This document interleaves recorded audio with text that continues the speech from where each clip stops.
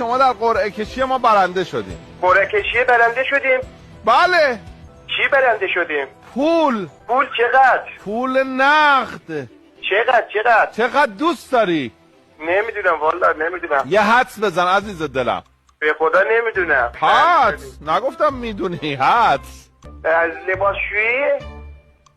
جان؟ یه دونه یخچال اسنووا خریدیم دیگه. نه چیز الو سوختی نه؟ الو من صدات نمیاد قطع میشه. اصلا من قرار نبود حرف بزنم، شما دارین حرف میزنی. بله بفرمایید. قرار بود حدس بزنی چقدر پول نقد بردی. شوکه شدم نمیدونم چقدر. شوکه شدی؟ میدونم به جای شوکه شدم مثلا بگو 20 میلیون. 20 میلیون همونو که نمیگم. شما شغلتون چیه؟ رفتگرم، کارگر شهرداری. عزیز دلم 100 میلیون تومان مبارکت باشه. دستتون درد نکنه. خدا هرچی بهتون داده بهتون بده به خدا.